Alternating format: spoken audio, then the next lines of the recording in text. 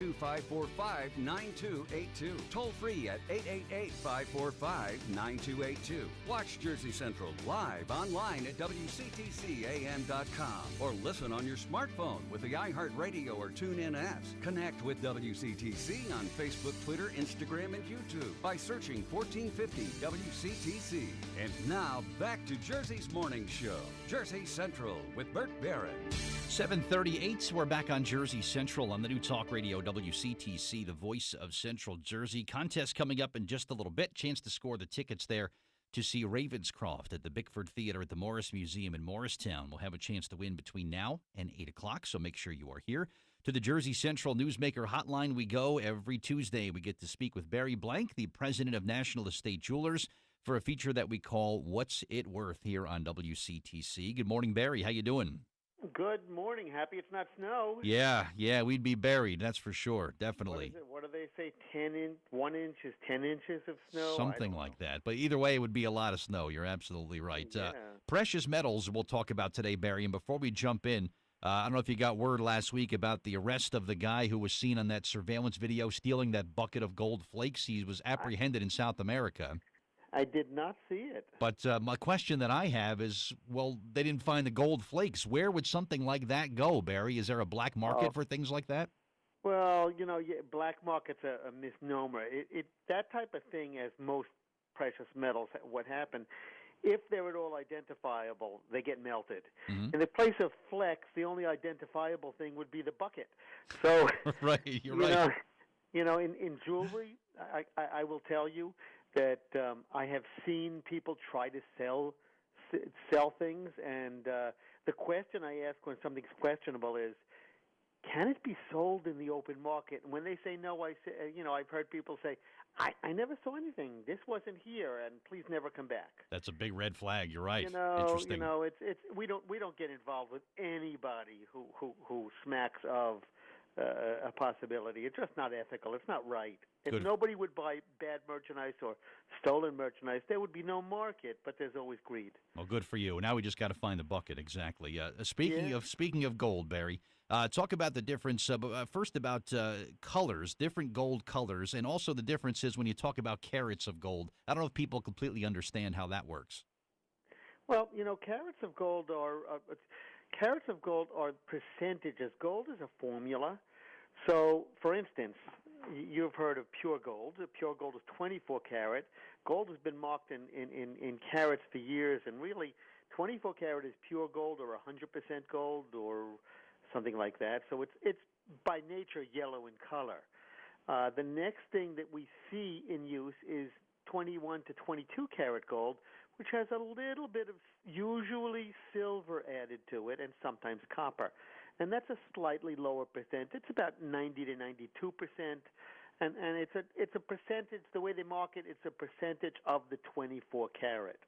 Then they go to 18 carat, which is approximately 75% pure gold, and either 25% of either silver, nickel, or some silver and copper, or a combination of both. It goes down to 14 carat, which is 58.5% gold, and 10 carat, which is 39% gold. So actually, the more percentage of gold, the higher the value. When we talk about gold now being $1,212 an ounce this morning, $100 higher than it was about a week or so ago, which is amazing. We talk about the pure gold, and what it sells for is the percentage below the actual 100% mark, and then we figure it on a specific formula. Gotcha. And I see gold available in different colors, Barry. As far as my wife goes, I can't go wrong with white gold. That is her favorite anytime I surprise her with jewelry or whatnot. But where do the different colors come from, and what's kind of the hot sort of shade or color now? Well, the hottest shade now is white gold. It looks just like silver, but is heavier. Looks almost like platinum, but it's lighter. White is the hottest color, or it's a silvery gold. I don't know why we call it white, but we call it white gold as opposed to yellow gold. You make white gold by adding silver into the mix, into the formula. Now, obviously, it has to be done in a special way because if you make white gold into 10 carat, it has such a huge proportion of silver in it that 10 karat gold will actually tarnish a lot more, and it's not the gold that's tarnishing; it is the silver. You make green gold by a combination of silver and copper, and it would be more silver than copper. And you make pink gold by adding in copper mostly to the mix, and it's again proportional to the actual again 14 karat or 18 karat, and there's proportion. I think 18 karat pink gold would be 25% copper and the rest gold. I remember years ago I had to size a ring. It was like 20 years ago, and I went to my jeweler. It was a pink gold 1940s ring, and he took an old copper penny and he melted it right into the gold, and voila, it turned pink. Wow. You can't do that with today's pennies, by the way, because they're steel with a copper or zinc with a copper not zinc with a copper shell. Gotcha. And you were talking about the gold with 10 karat, 14 karat, 18 karat. Platinum and silver follow a similar sort of formulation, Barry, or how did that work? They actually do, which is one of the misnomers that people think, well, if platinum is $987 an ounce, I should get a $987 for an ounce of platinum. The thing is that almost all platinum jewelry is combined with 10% a heavy metal called iridium. And it sounds like it should be radioactive, doesn't it? It does, Funny. Yes. Iridium. Right. It sounds like something from a Superman movie, actually. Right. Hey, what's that iridium? Gotcha. What was Superman? Kryptonite. Kryptonite. It sounds like kryptonite, sort of. Gotcha. But so if it's $900, $987 in platinum price, 90% of that metal is platinum. That's all that's there. So it's not the full platinum price, but they don't make carat platinum. In other words, there's no 14 karat platinum. I think they tried to do it, but it didn't take off. So platinum jewelry is 90% platinum. Silver jewelry has different purities also. The most common is going to be 925 or 925 points out of 1,000, or 92.5% silver. The rest are other metals. And in case of silver, I believe it's nickel. Nickel silver is not silver. It's just a white-looking metal and has very little value. They also made in Europe 800 silver, which is 80% silver. Okay. How do you test for this right away, Barry? Do you do testing at your store? Do you have to send it out to have it tested by an X-ray machine or something? How does that work? Well, in most cases, the metal has a hallmark on it.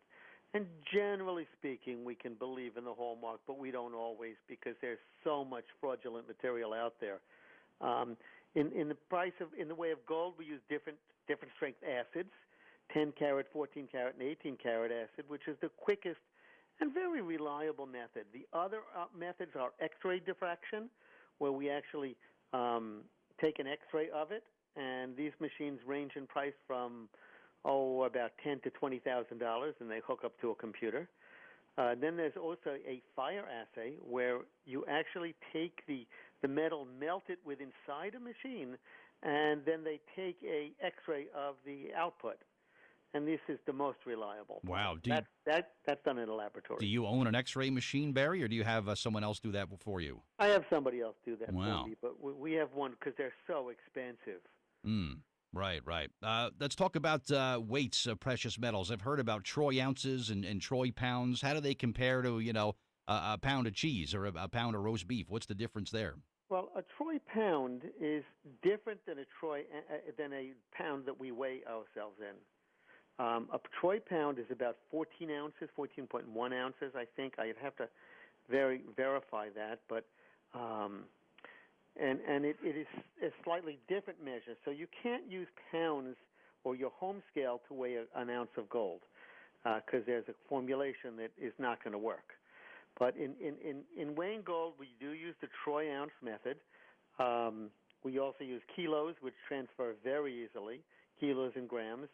The most common method for weighing gold in a store or a refiner is using penny weight.